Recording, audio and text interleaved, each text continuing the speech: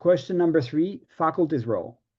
You watch teachers day in, day out, right? 24/7. Faculty often have to decide whether learning has occurred based on what students produced. Papers, exams, projects, performances. Yet these products may not always reveal the full range of skills students have developed, especially when instruction focuses more on coverage of the content than demonstration of a skill. From your experience, how do faculty know when learning has actually taken place? Do you think their methods of assessing student learning are accurate? Could they be improved? Are they fair, probably, most importantly?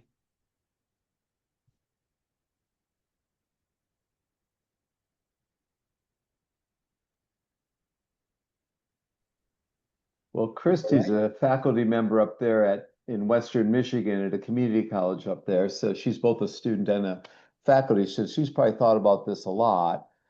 Do you want to take the first crack at it, Christy? Sure. I actually was, as I was kind of preparing for this, I was thinking of that dual role that I play, a unique perspective, as you will. And I often find myself reflecting on the demographics of my students versus the demographics of the students that I'm in classes with. And I know that there's definitely different levels because I'm working with first and second year students, but I also can see the ability to build in and to kind of scaffold them up to where they get to the higher levels of bloom, as was mentioned in the chat. We start with some very basic mastery type levels, and that gives them the confidence to then maybe talk about what they're learning, whether it be in a discussion board or in an email to me, or them collaborating with their fellow students. But then eventually they get to the point where they're doing more of a performance-based task, and they're actually presenting or synthesizing an essay and creating questions that they then share with their classmates. So as much as I think the levels are different, that ability to try to apply, or that ability to demonstrate what they're learning, we do those at the very end of the semester. And I think that's obviously the appropriate place for it, but it really empowers the student to move from the very, kind of lower levels of bloom up into the more advanced levels. And I think that demonstration, the application, and having that authentic environment are keys for faculty to know that learning is happening. Fantastic insight. Thank you. Leah, if you could please. I think that for me in my courses, it's mostly about memorization over application. It comes down to recalling specific facts or definitions, even sometimes phrasing, like down to the specific word or sentence or who said what that was used in a lecture or that was written in a reading. And to be honest, in conversations with my peers and reflecting myself, this isn't a proper measure of learning or skill or smarts or ability. It's more so a measure of time and of privilege. I mean, there might be some effectiveness to this approach if the playing field was even, where everyone had the same availability of time and the same strengths. But in reality, I think it's simply unjust to expect the student who commutes 2 hours each way to school, or the student who works a part-time job, or the student who supports their family to have the same time or the same ability as one who does not. And I also don't think that this is the way that students learn best. And I think in order to actually measure student learning, it can't just be about theory or about abstract memorization, but it has to be about tangible hands-on learning where we can show what we know and how we're able to apply it through actual practical application rather than just being able to memorize things based on the amount of time we have. Wow, very powerful. Thank you. Thank you so much, Leah. Samantha, if you could please. Yes. And kind of going off of what Leah kind of brought up about this kind of inequity of learning, I want to talk on that. So in my experience, most professors do grade through either multiple choice exams, papers, group projects, presentations, or also usually attendance, right? And honestly, I think many of these ways of measuring learning are flawed, and it's really because they are inequitable. Take attendance, for example, especially in graduate programs, and particularly in times like these. Sometimes it's not feasible for a student to always make it to class or even make it on time. People face all kinds of challenges in the learning environment, whether that be mental, physical, or even practical barriers like transportation if it's in person. I think many of the most common ways we assess learning are, in a way, mirrors of the way our society often favors punishment over support. We shouldn't be policing the ways people learn. The classroom should be a space for thinking, understanding, and growth. And one approach I think could really help in kind of combating this is taking inspiration from something called universal design theory, or UDL, which comes out of actually disability rights theory.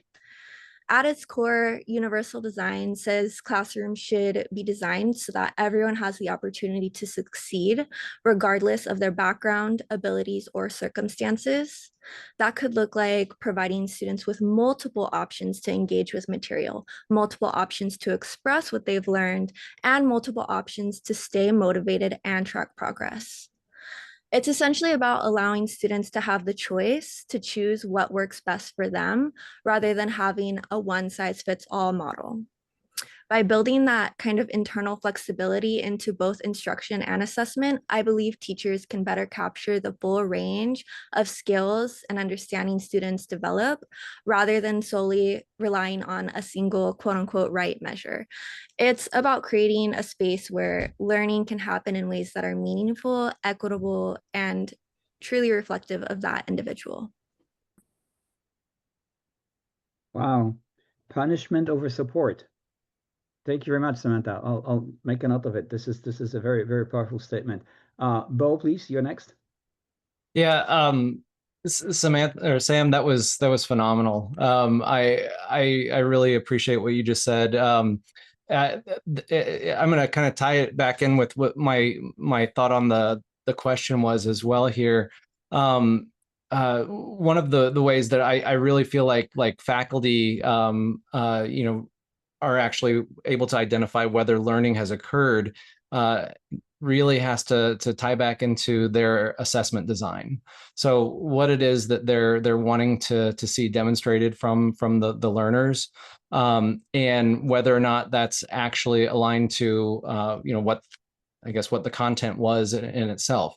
And one example of this, though, that I have learned from Dr. Bonk's classes specifically is that virtually every assessment that he provides us, we have multiple options of carrying these out, and that has been one of the most beneficial things I think so far that I saw in the program here at IU. You as a learner have opportunities in different capacities to tailor what it is that you're going to provide as your final product, that's going to demonstrate that learning. And as long as it's aligned with what the actual content was, I think that was they were much more meaningful opportunities when you had that choice embedded into them. And I really appreciated that. And so I think that speaks to the alignment of the assessment itself there. Very valuable insight indeed. Thank you. Thank you very much. Well, Emily, you're next, please. Well, Bo, you stole my thunder. But we think very similarly along those lines. The learner choice in the assignments, while I'm very type A, I struggled with it in the beginning. It really did make my learning meaningful. I was able to show and demonstrate my learning, and it made it more meaningful, more relevant, and I could apply it to my own context. I think to add on to what Leah was saying about undergrad and her experiences, it just being on memorization and answering questions like multiple choice tests, I really saw the shift moving from undergrad to graduate school in my master's when we were given case studies and we were asked to show how we would tackle that situation or what would we do in that situation.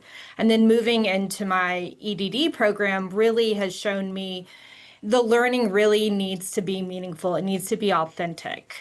So to go back to what Bo was saying, it really goes back to learner choice to allow for that meaningful learner-centered assignment, and it goes back to that assessment design. Right on. Well, thank you. Thank you very much for the very, very insightful discussion. Anybody else? So Jarek, I'll add before Please. we move on to the next Of course. question, before we move on to someone else.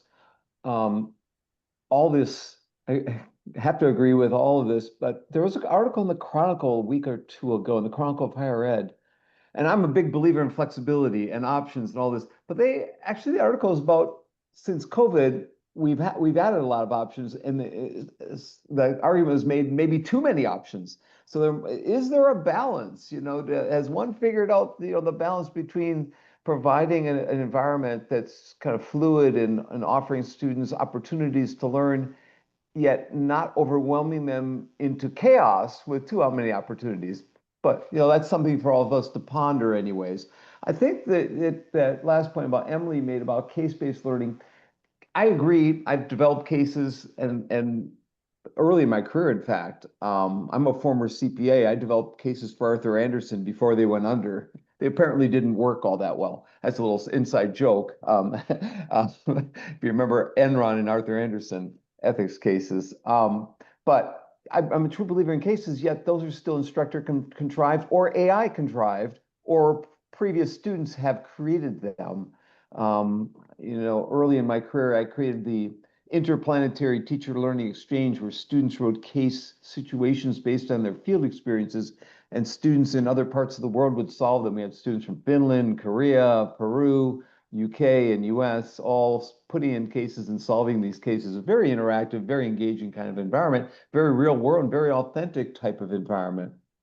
And those are the kinds of things where you're getting both. You're getting the collaboration across and the interactions, and yet the reflections on what they see happening in real schools. And these are pre-service teachers talking and reflecting on what they see happening in Indianapolis schools or in Helsinki or in Seoul, Korea, or wherever they were coming from, in Coventry in the UK, and down in Texas we had. So that's an example where, but it does take a long time to review the responses and come up with schemes and rubrics for evaluating. So, how do faculty know? I think when students synthesize across knowledge, when they categorize, when they create taxonomies of their learning and results, when they create timelines of the field and their understandings of it, when they explicitly can put their knowledge on display to one another via concept maps, timelines, taxonomies, podcast shows, YouTube videos, all sorts of things for others to see, to converse about, to maybe improve upon, to create a book. I had students create wiki books and share them with others, create them with students at other universities, cross-institutional wiki book projects on learning theories. And then we read the books that my students created. I think that's a true indicator of the learning that's taking place, and a better indicator than multiple choice exams ever will be. I could go on, but there are ways in which we can get at the powerful types of learning, vis-a-vis, as I said, concept maps, timelines, writing digital books, or press books, or even just simple blogging as Right. teams. If you're learning, anyways. Right. Yeah. Well, what you just described are specific observable behaviors, right? Or products of those behaviors. So that's Exactly. absolutely right. In the meantime here, Garen made a comment about the importance of student preparation, and Bo wanted to follow up on that question. Garen, do you have a second to elaborate a bit on your point?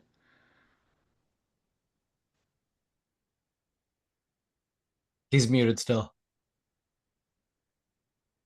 Okay.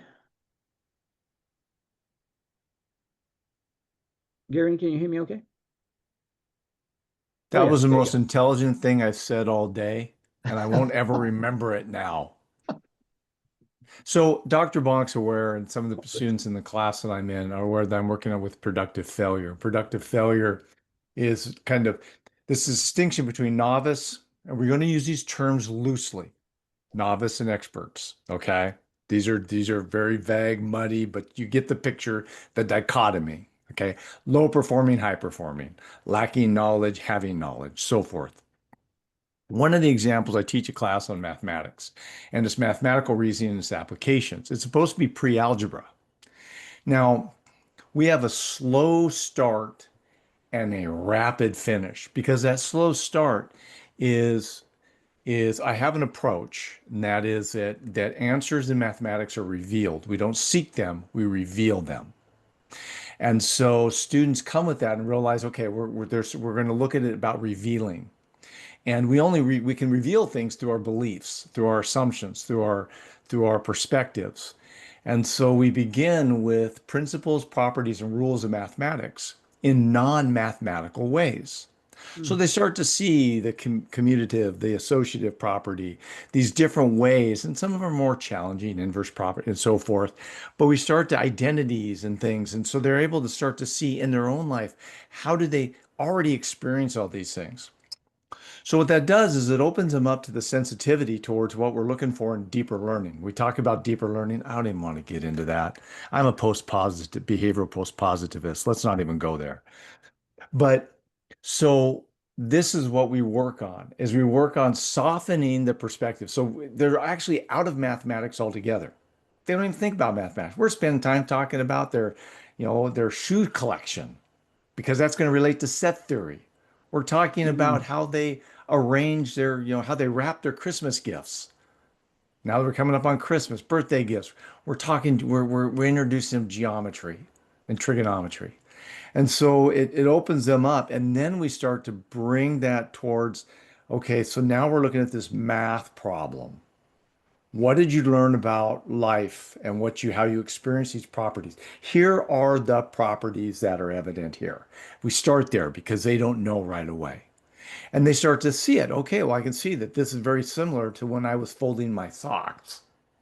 So then we unpack that. So then we pack a lot of the pre-algebra mathematics in the latter part of the class because now they're thinking. The synapses are firing. What they've done is, remember, post-positivist behavioral, I work with information processing. So we need to speak we park, we get there, they sense the material, they attend to it, they then make meaning of it, they then integrate that, they consolidate it. Now they can pull that back out where they've built these traces to non-mathematical principles. And then we have things that are muddy that can be applied across context because they're learning how to apply the principles and properties and rules, and those answers are revealed. So Hmm. that's it in a nutshell. It really doesn't capture it all, but I'm hoping that gives the seasoning and the flavor of the approach. Garen, Yeah. you're here in Lafayette. Yeah. I'm here. I'm here. I'm as far away from Purdue as I can. I'm on the other side. I'm heading towards Rossville. Okay. Okay. All right. Okay, So, gotcha. so yeah. So we wanted to stay away from all those undergraduate co-eds. So my wife and I are way over here on this side. Okay, this is So anyway, I cool. hope that if anybody has a question, that's great. But I don't want to distract from your talk. No, no, no. But This anyway. is this is all good, Garen. I think what you actually described is really this process of, okay, let's take a look at Bloom's taxonomy, right? How many students are actually bogged down with those what we call basic skills, right? You cannot list, you cannot name, you don't know multiplication table. That therefore you cannot go to geometry. And what you just described is the exact opposite. It's really flipping the whole concept of upside down. When you talk about wrapping Christmas presents and seeking geometry in it, I think that's where the real life application that many of you have already talked about exists. That's where it develops. So I think this is right, spot on.